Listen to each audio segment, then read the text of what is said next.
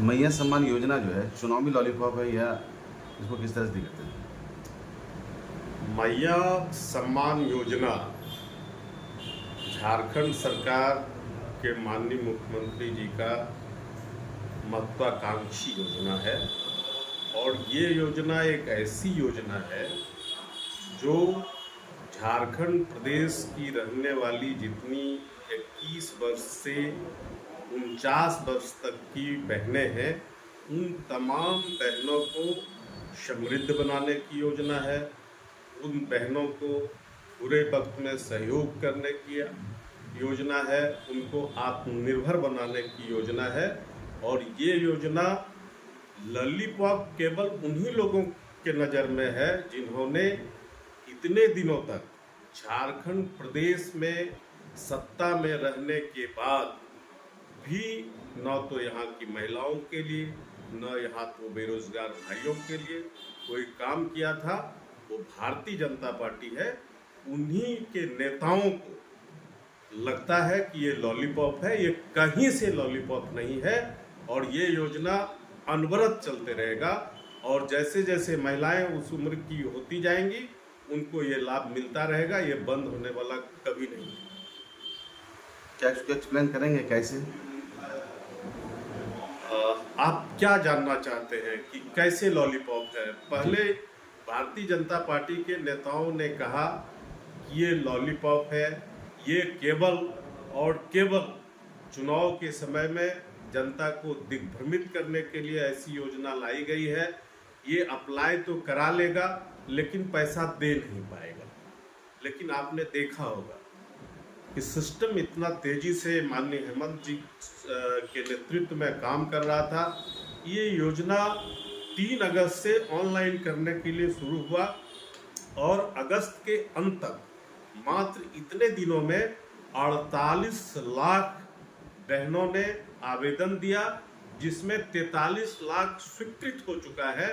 और माननीय मुख्यमंत्री जी जगह जगह जा कर के बहनों के खाते में डीबीटी के माध्यम से पैसा भिजवाने का काम कर रहे हैं। और आप गांव में जाकर के पूछिए, उन महिला नेत्री से भी पूछिए जो आवेदन दी है और पैसा ले ली है। लेकिन उनके साथ तो पार्टी की बाध्यता है, पार्टी का जैसा निर्देश आता है उसी ढंग से वो बोलती हैं, लेकिन अंदर से वो खुश हैं। और जहां तक आपको ये लगता है कि ये योजना आगे बंद हो जाएगा, चुनाव के बाद ये योजना नहीं चलेगा, झारखंड सरकार के पास रेवेन्यू कहां से आएगा, संसाधन कहां से आएगा, ये मन में सवाल लोगों को उत्पन्न होते रहता है। मैं आपको बताना चाहूँगा कि झारखंड खनिज संपदाओं से भरा हुआ प्रदेश है। और इसकी रॉयल्टी जो भारत सरकार हड़प करके रखे हुई थी इतनों दिनों से, जो माननीय मुख्यमंत्री जी 1,36,000 करोड़ का मांग बराबर किया करते थे, जिसको बराबर केंद्र सरकार मोदी जी के नेतृत्व में चलने वाली सरकार, भारतीय जनता पार्टी के नेतृत्व में चलने वाली सरकार ने अनदेखी करने का काम किया था। माननीय उच्चतम न्यायालय का आदेश पिछले दिनों आया है और उच्चतम न्यायालय ने कहा है कि भारत सरकार को 1,36,000 करोड़ आप किस्तों में वापस देने का काम करें।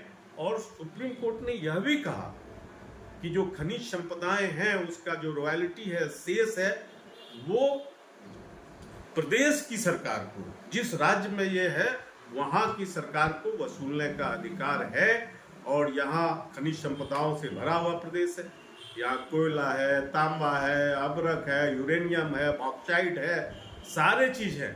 और उन चीज़ों से जो रॉयल्टी और शेष का जो पैसा आएगा, मैं आपको बता देना चाहता हूँ, झारखंड प्रदेश भारत के सभी प्रदेशों में से, आज आप भले कहते हैं गुजरात आगे है, पंजाब आगे है, हरियाणा आगे है, लेकिन सबसे आगे अग्रणी समृद्ध प्रदेश यदि कोई होगा तो झारखंड प्रदेश होगा। इसलिए ये योजना कभी बंद नहीं होगा, ये योजना चलते रहेगी। और माननीय मुख्यमंत्री जी के भाषण को आपने सुना होगा, उन्होंने कहा कि अगर सरकार मेरी आगे बनेगी तो ये साल भर में जो 12,000 होता है 1,000 रुपये प्रति माह की दर से, वो 12,000 को बढ़ा करके मैं महिलाओं को और समृद्ध करने के लिए, आत्मनिर्भर बनाने के लिए, बहनें अपने आप में मजबूत रहे, दूसरे के जब सामने अपना हाथ ना पसारे, उसको 1 लाख रुपया प्रति वर्ष के हिसाब से हम देने का काम करेंगे। ये योजना कतई बंद नहीं होगा। ये बंद केवल नजर आ रहा है वो भारतीय जनता पार्टी के लोगों को, जिन्होंने इस प्रदेश की जनता के लिए कोई काम नहीं किया है।